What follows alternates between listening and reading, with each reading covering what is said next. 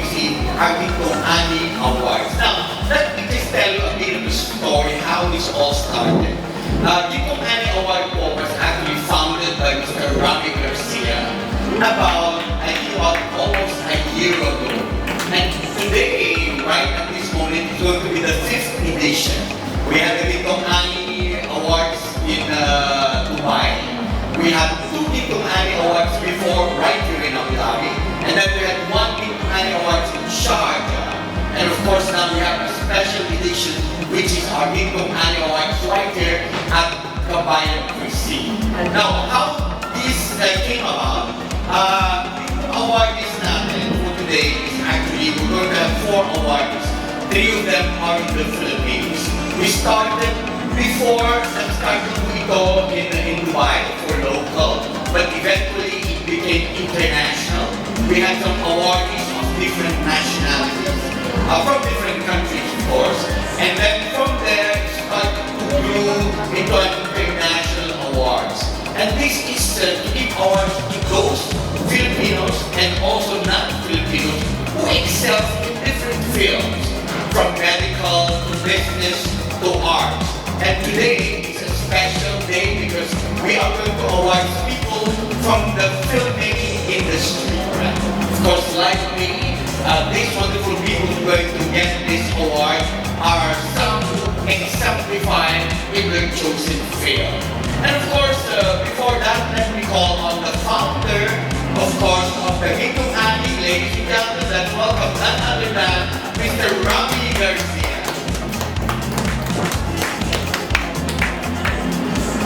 Hello, blessed Sunday to everyone, and of course, Happy Father's Day, sir. Happy Father's Day po. Happy Father's Day to everyone. Happy Father's Day sa other. Please po tayo ng Father's Day. Blessed Sunday po. It was really an honor to me na magkaroon ng special edition. Actually, after this, we'll have also a special edition in Dubai. Mga hinihiling nila. Sabi ko siguro, bakit hindi natin ibigay kahit ilang tao lang o ilang piraso lang? Kasi nga sir, may mga awardee tayo na patagal na silang hindi nakilala, hindi nakita, hindi naabot ng mga ibang nag-award, hindi sila nabigyan ng kaunting parangal.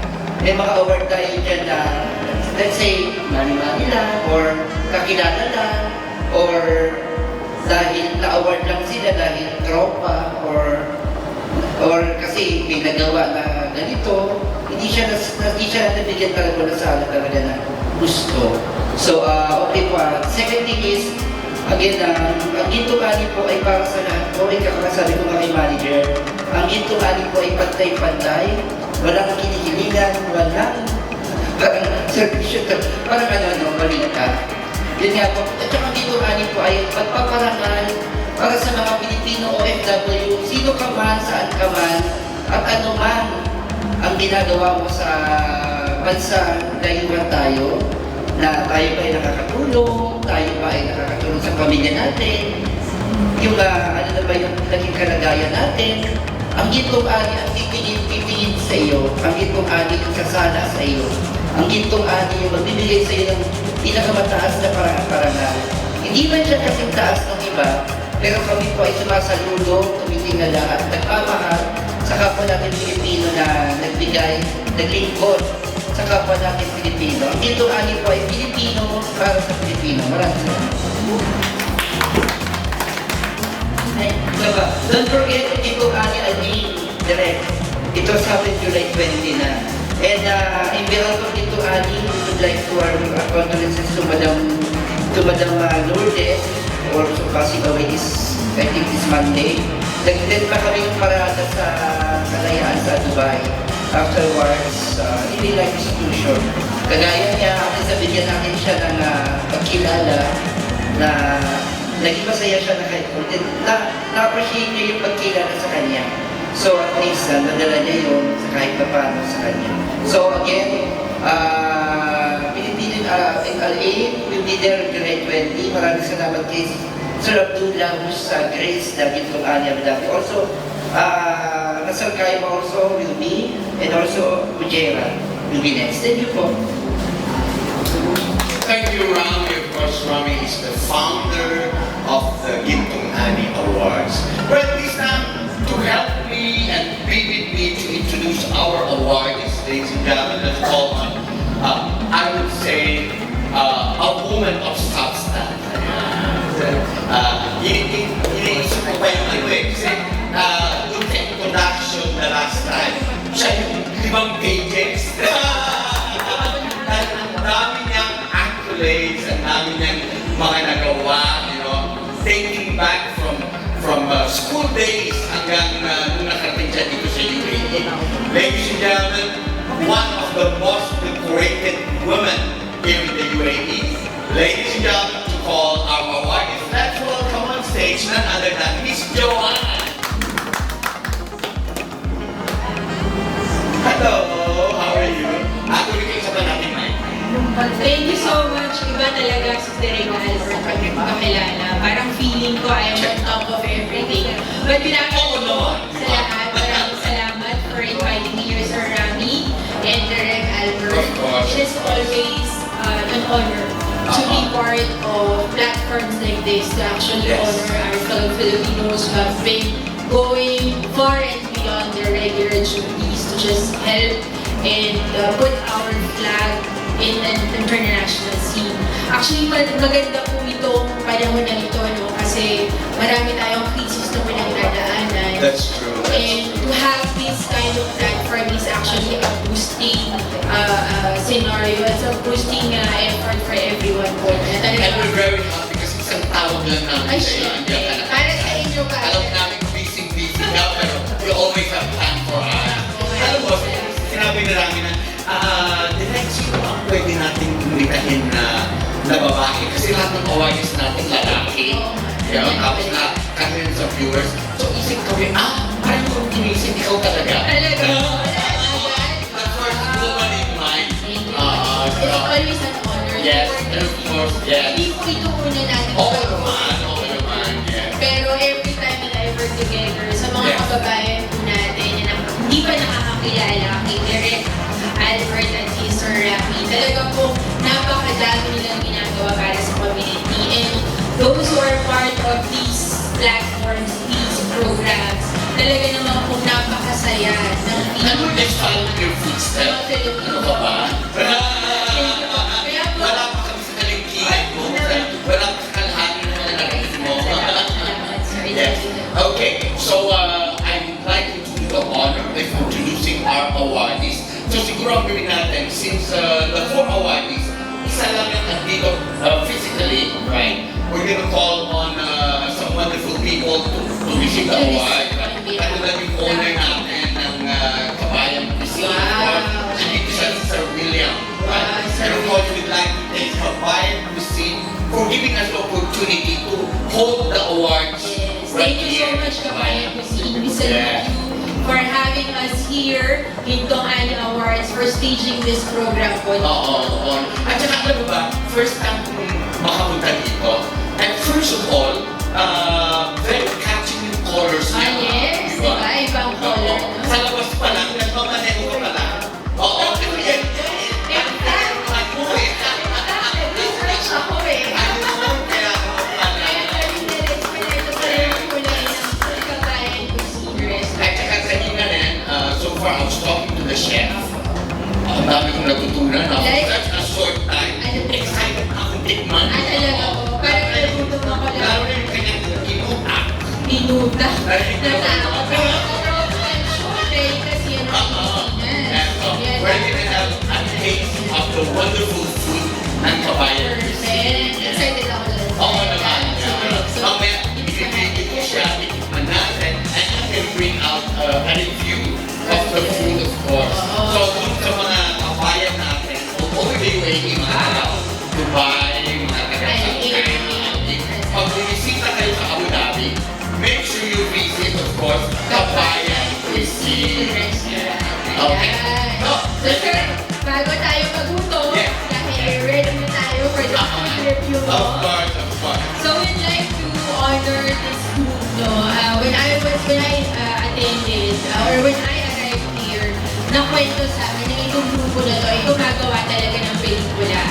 At ito yung ginagawa nilang pelikula lang basta-basta para sa Pilipino. They actually file it for International Film Yes, Awards. actually, meron siyang ginawang film with me.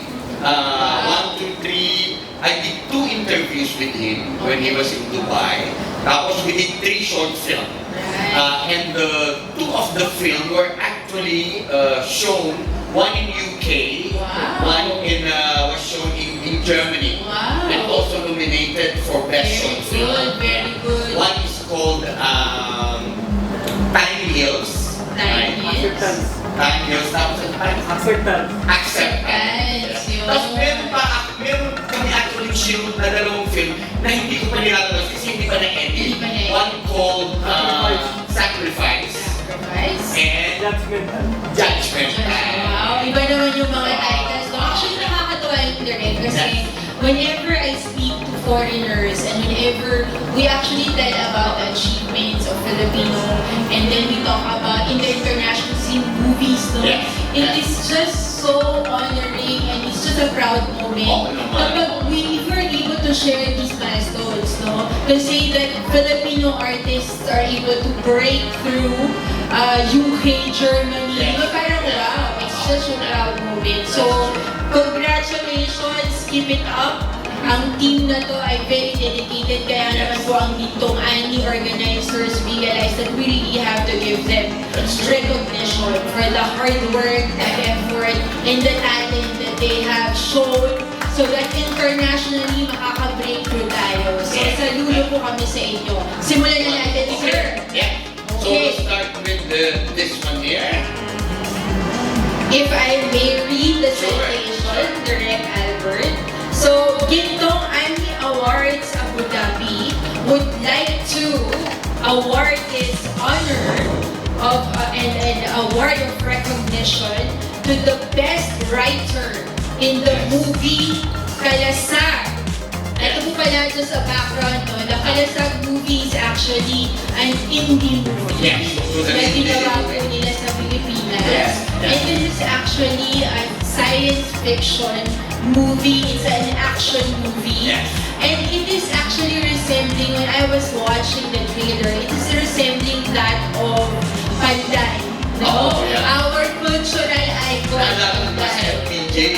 Oo, sa Yes, FPJ. yes. Yung mga klase ng kwento niya. Oo. Yes. So for those who are not native to the language, Kalasag actually means Shield. a shield. Yeah, yun ang English niya.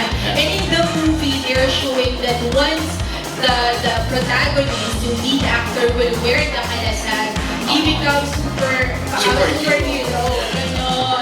Parang Darna, no? In Philippine, in women, context, no? Pag Darna, din ang bato, ganon. So dito naman, no? Kalasag. Kalasag, ganon. So, it's really, really wonderful that we're actually annotating these kinds of, the icons, yung fictional icons natin in the Philippine culture and actually creating more characters out of our iconic, shields, no? Katulad ng Kalasag. So, And of course, we're giving this wonderful award to the writer to the of writer. Kalasag. Ladies and gentlemen, congratulations to none other than Jerry G. Arizala. Congratulations. And in behalf of Sir Jerry, we'll have Sir Chris to join us and to receive the award. Congratulations. And there's also the Medal of Honor. Ayan. So, Sir Jerry Arizala, congratulations. This trophy is for you and the medal as well is for you. In behalf of our writer, Jerry G. Arizala, so ito po, na-receive ko na po yung award mo, sir. So, magpakwento po ako ng konti, Derek.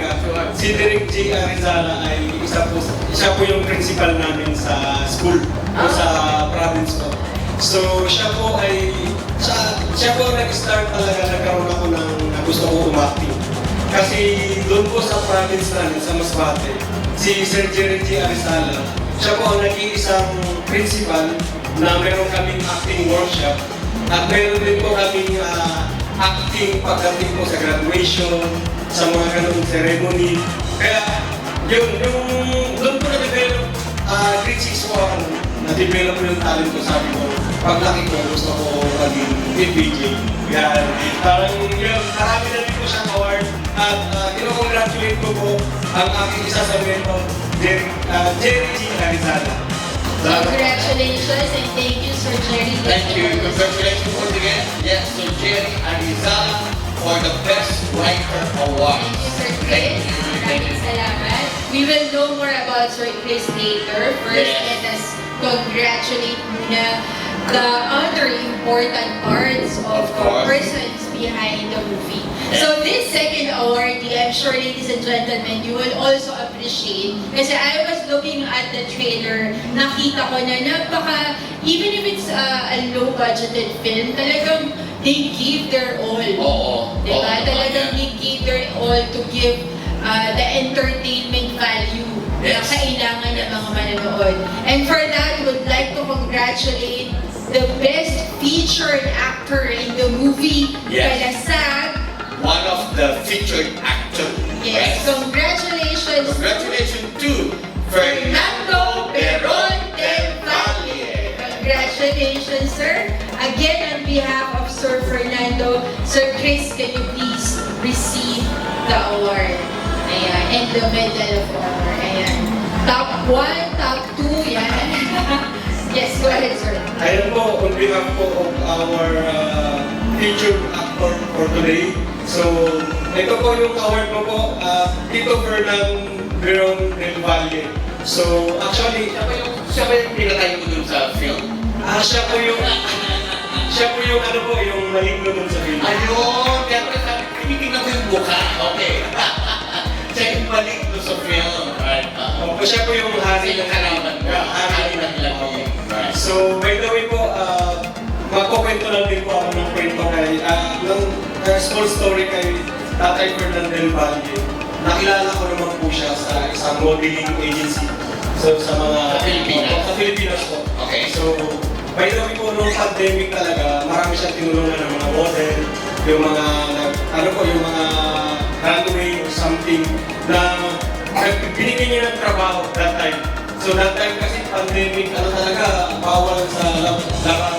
So meron silang online platform na doon po, na meron silang mga accessories na sinusuot, mga brand ng gamit na sinusuot, nabigyan niya ng work yung mga talent, mga co-talent ko. Wow. That's nice. So, and then nakilala ko din po siya sa mga short films din. Sinusuportahan niya ako kahit saan ako pumunta sa mga radio station before or mga small community na nagpe-present kami ng interview. So, nalungkot siya nung nagpunta ka ng Dubai. Kasi sa Pilipinas, namamaya pa kayo doon eh, no? So, nung umalis ka, paano yun? So, nalungkot din po siya, pero sabi niya, kailangan mo yan na ipagpatuloy. Of course, to go international. Sabi niya po. Pero hindi niya po in-expect na magkaka-award siya sa akin. Wow, congratulations once again, Fernando del Valle. Thank you. Congratulations, Sir Fernando, and thank you, Sir Chris. Right. The third awardee, Napapanood mo ba yung Kalasag? napanood yung trailer. Ay, yung trailer. Actually, the whole film. It is a very, very action-packed. Especially yung si Bernardo, yung maligno. Oo. Nakakatakot. Ay, Nakita ko. fairness. Sabi ko, maligno pala. Magaling yung kanilang makeup artist at saka yung VFX At effects. nakakatuwa dito is the talent of doing it all. Of course. Kasi normally, whenever you do indie films, you would not strive to go on that side. Kasi Oo mahirap naman. yun eh. Especially pag limited ang budget. Oo, Alam mo mahirap. palagi may encounter yan sa akin. As much as I'd like to do films, yung palagi bang meron, ang mahal. Mahal eh, di ba? Mahal. Yung sound lang, yung gumagawa ng sound, pag nag-acting ako on the shoot, Yes. 2,000 per day, sound Dirhams pa lang kayo? yun, dirham. Pesos. Dirham. Dirhams. So, but we can refer to sa All the pesos, other the camera. the editor, the actors, yung lugar, location, and all this. Yes. And that too, what I've seen is, syempre, iba na yung level kasi ng taste ng tao pwedeng sa mga sci-fi. No? Yes, So, that's pag true. gumagawa ang mga filmmakers, they take that in consideration. Kaya pag they cross over that line, talagang wow, saludo ka. Kasi that bravery, the courage to actually make it to that level. Yes. Alam mo ba, I was asked to be art director sa isang sci-fi film na gagawin dito sa studio na. Pero ang effect dahil gusto na mag-shoot sa desyerto, pero dahil mainit, we have to turn a studio into a desert, which I did mga 2 weeks ago. Program ginawang ad campaign for an Indian actor. And kasama ko si Rami doon. I was doing the art direction. Nagdala kami ng tatlong truck ng buhangin doon sa studio. And yeah, it's turned out into a desert. Okay, so we have another one. Ayan. So let me do the honors to Sure. also read the citation. Itong Annie Awards, Abu Dhabi would like to recognize the best global film director. Global talaga kasi Yes. hindi lang basta Philippines. Oo naman. Sabi nga ni Direct, talagang international markets na, International. no? So, the best global film director for the movie Kalasag goes to None other than Sir Sir Jojo Jojo Albano. Congratulations! And for that, Sir Chris, please receive the award on behalf of Sir Jojo Albano and of course the Medal of Excellence from Pintong Ani Awards. A few words? Yeah. On behalf of Direk Jojo Albano, maraming salamat po, Ma'am Joanne and Direk Albert, and then Pintong Ani Awards. So, ito po si Direk Jojo po, Direk tulad niyo po, napaka-passionate din po sa pag-director. So, kung hindi niyo po complete information na po, siya po ay naabutan niya po talaga sila ni PJ, nakatrabaho niya po talaga sila ni PJ before, kaya yung concept talaga ng movie namin, para ibabalik namin yung 90s, 80s, ayan. So si Direk Jojo po ay dating napitan ng director, napaka-humble, at proud na proud ako sa kanya. Kaya si Direk Jojo po talaga, deserve itong award na ito. Maraming salamat po. Congratulations once again, Jojo Albano. International Film Director. Thank you. Oh, sorry. Thank you. Congratulations, Sir Jojo. Thank you, Sir Chris. Now, ito na. Ito na. Before we call on our main awardee, Tito Shaq for us, of course we'd like to congratulate once again all those wonderful people behind Yes. the film Kalasag. And it's not easy, you know, from the time na magsusulat ka ng script all the way to the actual film. Minsan nga, pagtapos ng shooting, akala mo tapos na. Yes. Hindi pa meron pang post-production, Exactly. meron pang editing, That's yung very- pagdudugtong-dugtungin mo lahat. That's very- And you know, you add the music, you add the graphics, you add the The special vocals, effects. Oo, the subtitles. Oo, sabi na namin, 60% of filmmaking, ano pa sa editing? Yes. So talagang mahaba yung process. Correct. So the people behind making films have a lot of patience. Kailangan talaga gusto mo yung ginagawa mo. Kasi kung mainitin ka, wala mangyayari. I can relate to that. I'm not doing movies, but because I'm in marketing. Yes. So I do videos, I do TV commercials, I do brand advertisements, diba? Yes. Stories of healing journeys. So I could just tell you, nag-shoot kami ng isang buong araw. Oo, for 1 And minute. only 1 minute. And then 30 seconds or 1 minute. Yes. So, alam ko yung grabe yung pagod, dahil hirap editing, you know, after the filming, syempre during filming, diba, ayusin mo pa yung location, Oo, so it takes a lot of passion and love. tama yung mga uniform, Oo, naman. Yeah. yung dress code, dapat, and then, pag nagkasakit pa yung actor mo, kukuha ka niya. Yeah. Diba? So, Oo, ganun. and then, after that, the editing, yun yung talagang balik-balik. At saka, hindi mura. Yes. Ang mahal. Hindi siya ganun. And it's really passion kasi Yes. yung number of hours that you spend on doing all those parts, That's true. napakahirap That's talaga. true. Yes. Kaya we'd like to salute all of the people, the cast behind the movie Kalasag. And that is why we'd like to call our last Our last but not the But least not of the award. least. Siya ang pinaka-passionate sa lahat. Yun. Oo. Kasi hindi na buo ang Kalasag kung wala siya. sa kanya. Yes. That is why we Because want he's the actor. He's the producer. Wow. He actually produced the film. Okay, that's Right. amazing. And lumipat pa siya sa Pilipinas to do the film. Wow. Kasi he's based here in the UAE. Yes. Okay.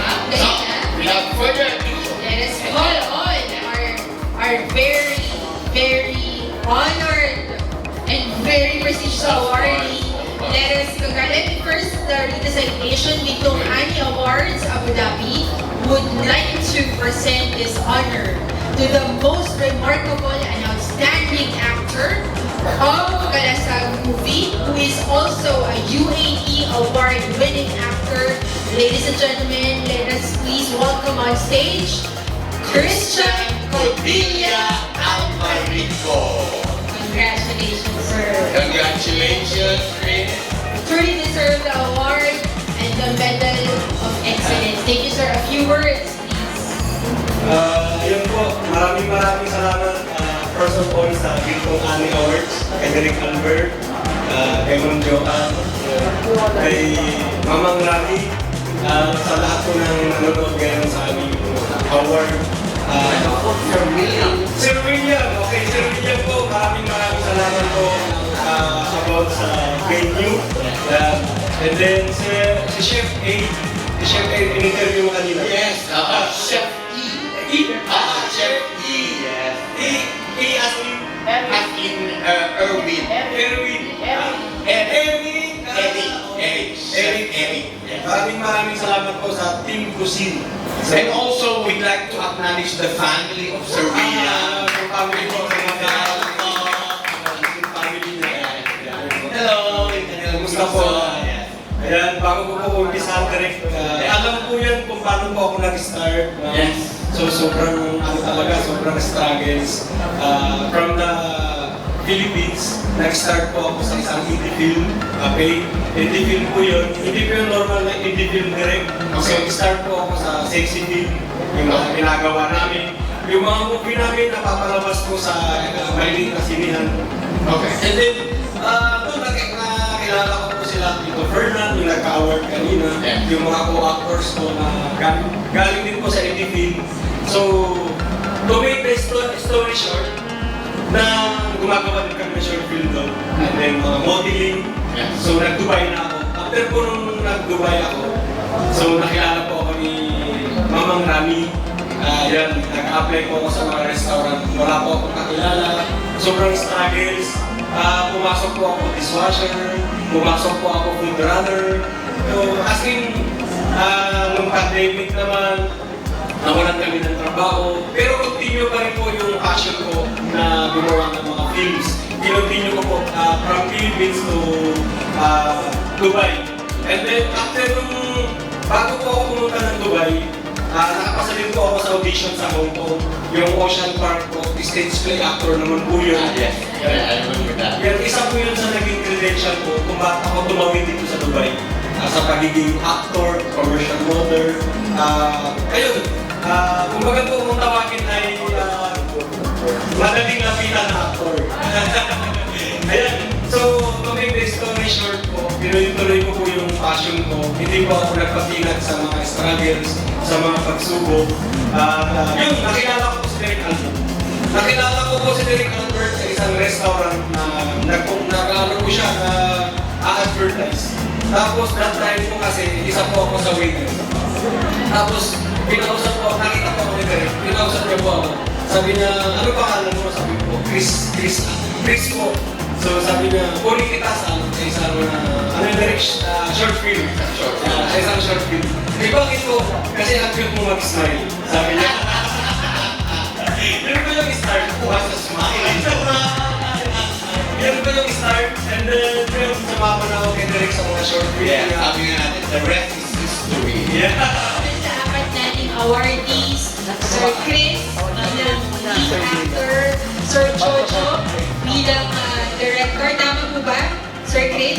And then the writer, Sir Jerry, and then the other actor is Fernand. Fernando. Yeah. Congratulations. Okay, so what's the next project, Chris? Come over here, sir. Ito, mag-Q&A muna kayo ng time. Okay, next project na gagawin ko po na rin, Dubai Poetikas. Dubai Poetikas. Kwento po siya ng isang OFW na yun, nagsikap. And then, galing ko siya sa isang, yung, alam mo yung street fight. Okay. Pag street Magaling siya sa stage 5. And anong kwento ni Rami yan, ha? Street food daw pala siya. Okay. Nagaling ko siya sa street fight, may mga kasamahan ko siya na parang binabayaran siya para lumaban. Okay. Pero one time nag-decide siya na magbagong buhay, pumunta siya ng Dubai na OFW. Tapos nung pagpunta niya ng Dubai, hindi niya po parang alam na yung mga kasamahan niya dati before, na gusto palang kunin yung lupa nila. Kasi yung lupa nila po, meron pong kayamanan doon. Since parang Japanese style. Okay. Parang talagang kwento ni Rami yan. Kaya pagdating niya ng Dubai, iba na ang ginawa. Kaya tawagin ko po namin kayo just to say a few words. Okay po. Okay. Yun po, yung You've been looking forward to that. Ang may title na ba yan? Dubai Politikas po. Dubai Boy Quikas. Coming soon. Action film po ito. Action film. Yeah, pagkatapos ko nun, inubos yung pamilya niya ng sindikato. Kaya si Boy Tikas, gagantin ko siya. Okay. Alright. Very good. Well, thank you very much. Abangan namin yan. We'll be looking forward to Dubai Boy Quikas. Okay. Well, thank you. Right. So now, yes, I think Miss Joan is going to introduce someone to say a few words in behalf of course, Kabayan. Yes. So, ito mga kabayan cuisine sa mga hindi nakakaalam, bago lang umuwi ito actually sa Abu Dhabi. Kaya, talagang pagpunta nyo, fresh pa talaga lahat. So, we'd like to invite everyone. And for that, to tell us more about the Bayan Cuisine Restaurant, let us call on the owner and part of the management of the Bayan Cuisine Restaurant, Mr. Bragais. William Bragais. Ayan. Sir, maraming salamat for having us here for the program itong ay. Sir, dito po kayo sa gitna. Magko-Q&A po kayo with the direct pwede na po. Okay lang po yan. Okay, we just wanted to know, sir, gaano katagal na po ba ang Kabayan Cuisine? Original, tagal na po ito mga 2 years na yata. Okay. Pero hindi, Under your management, nag-take over kayo as the management. bali na purchase namin ako sa yung position ng April 18. So, nagano kami na grand opening kami last June 12. Yung Okay. kalagawa At Independence Day. Okay. Pero kayo po, how long have you been in Abu Dhabi? In UAE? In general? Let's start, okay, Abu Dhabi na? Or, Abu Dhabi po. okay, yes. Since March 2010. March 2010. Okay, so almost 16 years. Okay. At 2010, nauna lang ako ng 1 year. I came in 2009. Okay. So ano pong field of work ninyo originally? Isa lang naman ang nasukan ko sa ADNOC. Okay. Contrast engineering. Okay, hanggang ngayon po, engineering field. Okay, so of all the businesses, what made you decided to come up with a restaurant? Na-inspired lang ako dun sa mga owners na mga Filipino dito. Okay. Siyempre, hindi ko na pabanggitin isang nagsimula kami sa vlog before. Okay. Naging kasama ko nila ko doon. At saka siguro yung time ninyo, wala pang masyadong Filipino restaurant. No? Yes. So mahirap, minsan kasi yung nag-create tayo ng Filipino food. Ngayon, minsan, iito tayo sa kain nun. Minsan pag-order ka, wala kami nun. Wala kami nun. So sometimes, it takes time and effort to find an authentic Filipino restaurant. And I think it's a wonderful idea to come up with Kabayan Cuisine. Yes, kasi napakalayo naman yung location ko sa ABB. Inspired na ako doon si Eric. Yeah, especially with your chef, Chef Eric in the house. Alam mo si Chef Eric, balitang-balita yung mga special sauce niya, especially. At yung dinadayo niya, pag nagpunta ka ng Abu Dhabi, mabalili mo ka parang, tikman mo yung, Parang excited ako makikita niya. Parang natutulog na ako. Parang pa tayo ng feeling. Okay, so sir, yung last word po niya, ano po ang gusto niyong sabihin especially sa mga Filipino na hindi pa nakarating dito, hindi pa natikman ng food ninyo, and especially from other parts of UAE. Sa mga hindi pa nakakalam ng Papayong Cuisine, lumalis din po ito. Ini-improve namin, ginagawa namin ang best na maging, ano siya, reserve namin yung quality ng food and yung Filipino test. Then, of course, yung aming gusto namin i-test na ito pa yung combination ng menu ng Filipino and seafood. So, meron po kami seafood dito, kapamasi, then yung si Pierre, special sa kanyang mga sauce na yan. So, inibet po namin ka lahat na tikman ng aming mga consider. I'm sure po yung kapalitan po. Well, there you are, ladies and gentlemen. Thank you, Sir From the William. mouth of Yes. our owner and of course the founder of Hawaiian Cuisine. Yes. Pag napunta po kayo sa Abu Dhabi, don't forget to visit Kabayan. Yes. Of the authentic Filipino food, Kabayan Cuisine. Thank you, Sir William. Maraming salamat po for having us here and inspiring us with your story of entrepreneurship. Oo naman. So, magkakaroon pa ng Q&A yan at podcast interviews with Albert. Yes, later on, yeah, I'm going to have a one-on-one talk with Yes. Sir William. Pero sir, Yes. gusto ko rin i-interview ngayon, i-interview mo on Yes. this very stage, yung chef. Kasi mukhang marami siya share sa atin sa Oo, pagkain na yeah. abangan ng mga tao. Sure. So, may you please call on Chef Eric to please join us here on stage. Yeah, let's welcome. Give us a few Chef Eric. ideas. Ano ba yung mga meron na expect ng mga Pilipino dito sa Kabayan Cuisine? Yes. May experience po nila talaga yung nasa nakahanap natin nila, yung babalik-balikan nila. Kasi di ba, pag kumain ka sa restaurant, ang ulo mong papasok sa isip mo, yung makapawaw ka na. So, Yes. yun naman ang ipinapromise namin na pag pumunta dito sila sa Kabayan Cuisine, pipilitan namin talagang hahanap po natin nila yung natikman nila. Oo, yeah. Walang iniwan sa Dubai, parang kami, pag sinabi namin, kakain tayo ng special biryani. Lahat kami, oo, ganyan. Alam na namin yan. Pag sinabi ng bulalo, pag sinabi namin ng restaurant, talagang iba yung taste eh. Oo, yeah. Kaya, excited ako tikman ang mga food dito. Ano ba yung mga example, sir, ng mga dishes ninyo na sinaserve dito? Sabi nga ni Sir, seafood at saka Filipino. So, ano yung mga expect ng mga tao pag punta sila dito? So, yun nga po, sinabi nga po ni Sir William na yung seafood namin. So, sa mga nakakilala po sa akin, so alam mo nila from the beginning, meron po kasi talaga kaming sinimulan na seafood restaurant. So, yung sauce na hanggang ngayon na nandito po ngayon yung original sa Kabayan Cuisine. Saan ba galing yung sauce na yan? Sekreto ba yan dito? Sekreto galing ba yan sa lola mo? O sa lola ng lola mo? I mean, very, no? Mysterious eh. Sikretong malamig po. Kaya pag naghahalo siya ng sauce, dapat walang nakatingin. Kasi talagang Yes. babalik-balikan po talaga. So, yun po yun. Pagka natingnan nyo, pwedeng isa ulit pag yung sarap. So, yun lang. Makakalimutan ko yung pangalan ko. But anyway, we're gonna have a taste of that, of course. You know, earlier on, Joanne, I had a good talk with Chef Eric. Yes.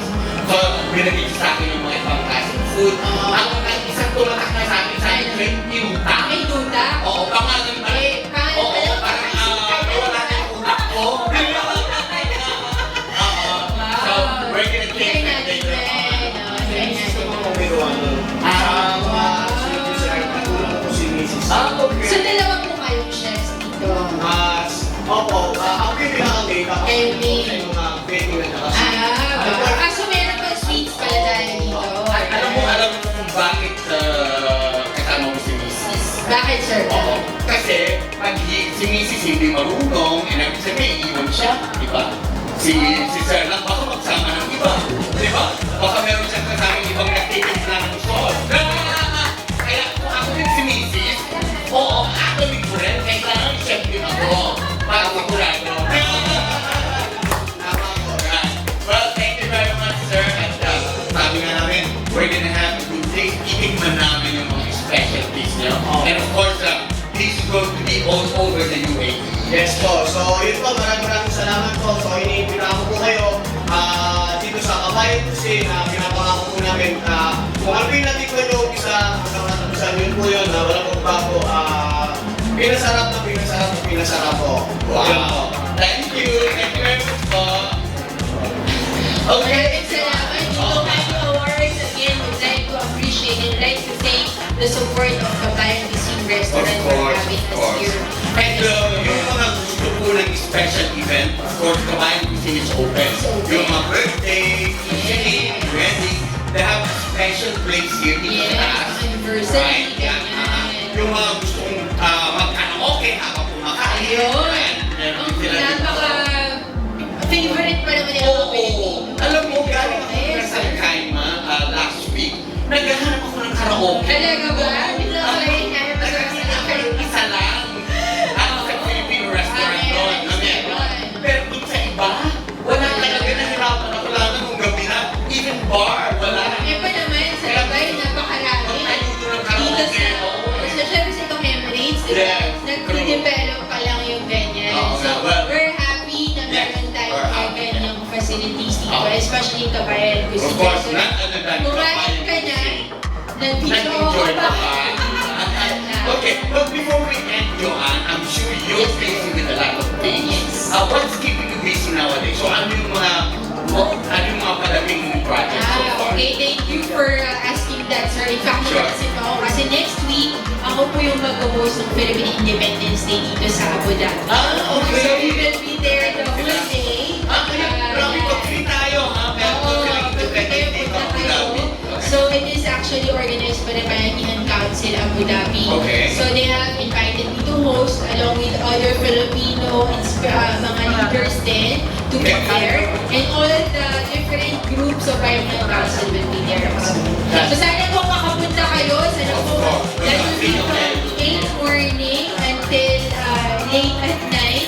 And will be at Cleopatra Gym dito po sa may Al-Mushrif. Malapit po yan sa may Philippine Embassy. Okay. Okay, so kami naman po, yung mga maliligaw ng Dubai, I'm hosting Wow. with Rami, a karaoke competition. Wow!